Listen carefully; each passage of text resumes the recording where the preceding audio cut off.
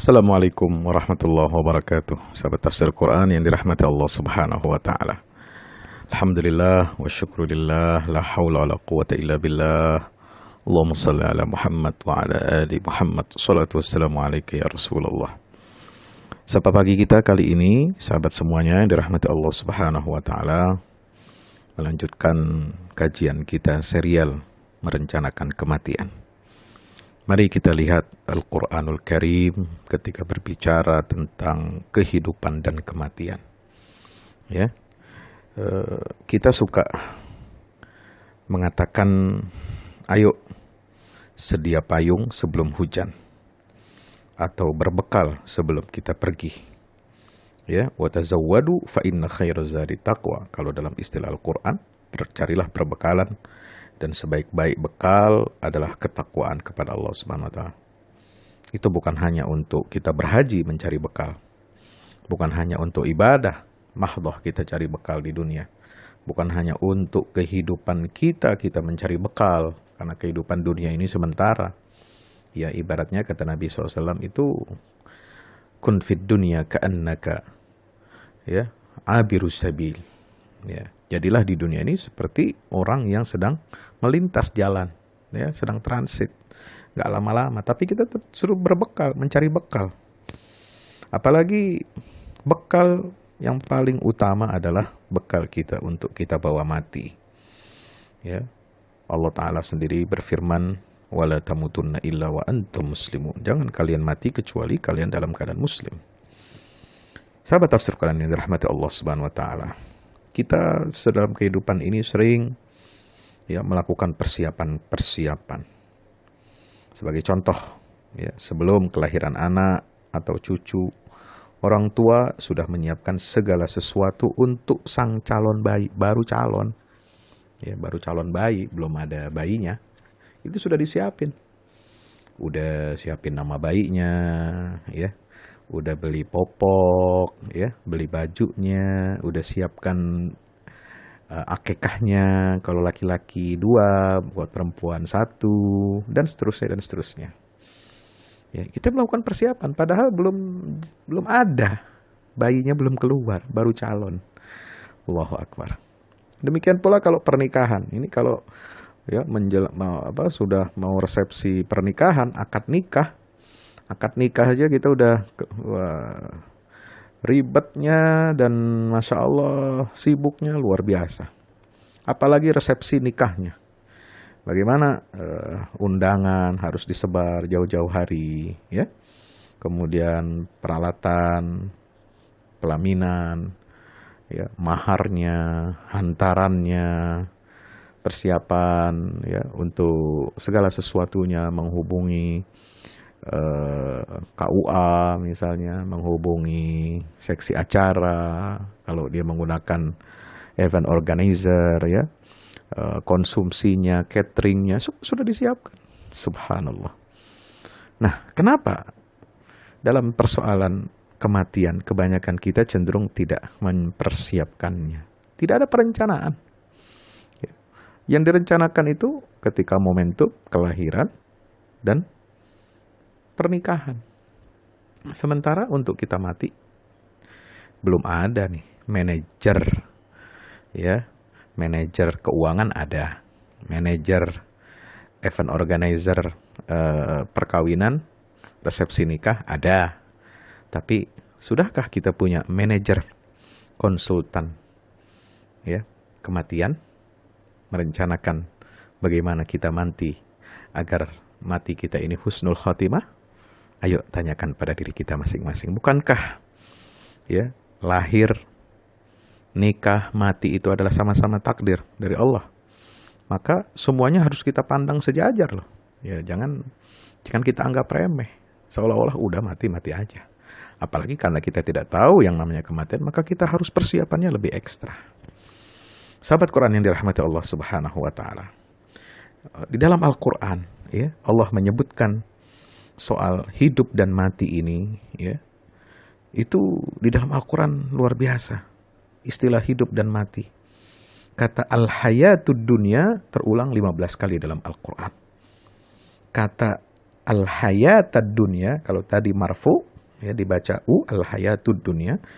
Kalau al-hayatad dunya yang dibaca mansub, nasab, ya dia menjadi objek, itu terulang sebanyak 12 kali. Kemudian al-hayatid dunya ya dibaca majrur, ya dia menjadi dalam kehidupan, ya tentang kehidupan, ya dengan kehidupan, itu dia menjadi imbuhan kata lain, ya huruf jar itu diulang sebanyak 40 kali. Sementara ketika Allah berbicara tentang kematian nih, sahabat tafsir Quran dirahmati Allah Subhanahu wa taala, Allah mengulang kata kematian itu dalam Al-Qur'anul Karim yang berbentuk marfu, dia sebagai subjek. Al-mautu itu sebanyak 11 kali diulang dalam Al-Qur'anul Karim. Kemudian al-mauta, ya, dia menjadi objek, dibaca nasab atau mansub, itu terulang sebanyak 10 kali. Dan al-mauti dibaca majrur karena ada imbuhan mudhaf ilaih ataupun dia imbuhan kata suatu tempat, ya, atau tujuan, fi, ila, bi dan sebagainya, itu terulang sebanyak 14 kali. Nah, sahabat Rasulullah dirahmati Allah, hebatnya Allah Subhanahu wa taala menyatakan kematian itu dengan istilah al-yaqin. Apa? Suatu yang pasti ada, suatu yang pasti diyakini, ya. Di dunia ini yang pasti itu apa sih? Tidak ada yang pasti, semua relatif. Ya, kita nggak tahu, ya, berapa rezeki kita nggak tahu apa yang kita usahakan dan sebagainya. Yang pasti itu, yang udah pasti, ya, dalam keseharian kita itu adalah kematian. Allahu Akbar. Maka Al-Quran menamakan kematian itu dengan al-yaqin. Mari kita lihat surat Al-Hijr ayat 99. Wa'bud rabbaka hatta ya'tiyakal yaqin. Surah Al-Muddathir ayat 47. Hatta atanal yaqin. Ya, surah Al-Waqi'ah. Inna hadha lahuwa haqqul yaqin. Surah Al-Haqqah ayat 51. Wa innahu lahaqqul yaqin. Dan surah At-Takatsur. Nah, ini tentang apa? Alhaakumut takatsur hatta zurtumul maqabir. Bermegah-megahan. Ya, kita ini suka bermegah-megahan, sampai kita masuk kubur pun kita bermegah-megahan. Kalla sawfa ta'lamun, thumma kalla sawfa ta'lamun, kalla law ta'lamuna ilmal yaqin. Seandainya mereka mengetahui ilmu tentang keyakinan, tentang kematian itu ilmu yakin itu tentang ilmu tentang kematian.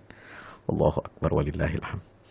Ya, jadi ilmu yakin, ainal yakin dalam surat At-Takatsur itu konteksnya adalah tentang, ya, persiapan untuk kita mati, masuk ke dalam kubur, ya, dibuat oleh Allah begitu nyata.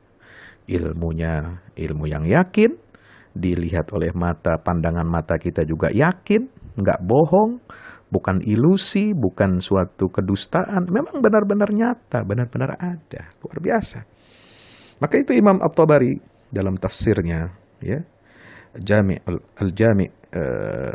Jami'ul Bayan fi Tafsir Al-Quranil Karim, ya, menulis bahwasanya tentang khabarul yakin itu apa? Ya, amma huwa faqad ja'ahul yaqin. Dia sudah didatangi oleh al-yaqin, ya. Bagaimana dikutip dari hadis Nabi SAW ketika beliau berada di hadapan jenazah sahabatnya yang bernama Uthman ibn Maz'un yang wafat setelah perang Uhud tahun 3 Hijriah, ya, merencanakan sesuatu terhadap perkara yang pasti itu adalah bukan hal yang salah. Ya, subhanallah. Maka di sini disebutkan, ya, Abu Bakar bin Ayyas berkata kepadaku, seorang laki-laki, saat usiaku masih muda belia, khallis raqabataka mastata'ta fid dunya min riqin. Ya, selamatkan lehermu sebisa mungkin di dunia dari lembaran-lembaran akhirat, min riqil akhirah. Fa inna asiral akhirah ghairu mafkukin abadan. Karena tahanan akhirat tidak akan terkunci secara permanen. Fa wallahi ma nasituha ba'du. Demi Allah, nasihat itu tidak pernah aku lupakan sampai saat ini. Subhanallah. Jadi kita harus selamatkan diri kita, ya, di dunia ini dari apa? Lembaran-lembaran, ya, perbudakan, karena kita ini, leher kita ini sudah diikat oleh Allah Subhanahu wa taala, ya, dengan suatu yang pasti, yaitu kematian untuk menuju akhirat. Ya, yang namanya tahanan akhirat itu nggak bakal bisa dilepas, tidak akan bisa dilepas selama-lamanya. Nah, maka kalau tahanan dunia bisa satu saat dilepaskan, ada grasi, ada pengampunan, ada pengurangan remisi masa tahanan. Tapi kalau tahanan akhirat, nggak ada yang bisa membebaskan. Na'udzub, ya, subhanallah. Maka itu kesimpulannya, merencanakan kematian itu, sahabat sekalian dirahmati Allah, adalah bagian dari persiapan amal kita. Fungsinya untuk apa? Meningkatkan iman, kita meningkatkan muhasabah, introspeksi, dan masuk dalam bab iman terhadap hari akhir. Mengharapkan kematian itu ada hukumnya dua. Satu, mengharapkan kematian hukumnya haram kalau dilakukan untuk menghindari takdir buruk atau ujian, ya, seperti takut musuh, menghindari sakit, tidak sabar untuk menanggung kesengsaraan dan sebagainya, lalu dia pengen mati dan bunuh diri, itu haram hukumnya. Tapi mengharap kematian dalam pengertian apa? Yang baik, ya, dengan alasan yang diterima oleh syarak, itu hukumnya boleh, ada rukhsah. Seperti apa? Ya, minta kepada Allah supaya kita dimatikan dalam keadaan terjauhkan diri dari fitnah, terutama dalam fitnah agama. Maka itu yang ketiga, kesimpulan adalah sabar dan optimis terhadap cobaan hidup. Itu lebih besar pahalanya di sisi Allah Subhanahu wa taala, ya. Dan yang keempat, segala tindakan untuk mengakhiri hidup dengan jalan yang tidak dibenarkan, seperti bunuh diri, konsumsi obat, mati pelan-pelan, racun, suntik mati dan sebagainya, tidak dibenarkan oleh agama, juga undang-undang manusia dan akal sehat. Maka itu, mari persiapkan kematian kita dengan baik. Rasulullah SAW bersabda, ya, jangan di antara kalian mengharapkan kematian. Kalau lihat dia orang baik, imma muhsinan fala'allahu yazdad. Kalau dia orang baik, siapa tahu bisa menambah kebaikan. Tapi kalau dia jahat, wa imma musian fala'allahu yasta'tib. Siapa tahu dia bisa minta penangguhan untuk bertaubat kepada Allah Subhanahu wa taala. Wallahu a'lam bishawab. Wassalamualaikum warahmatullahi wabarakatuh.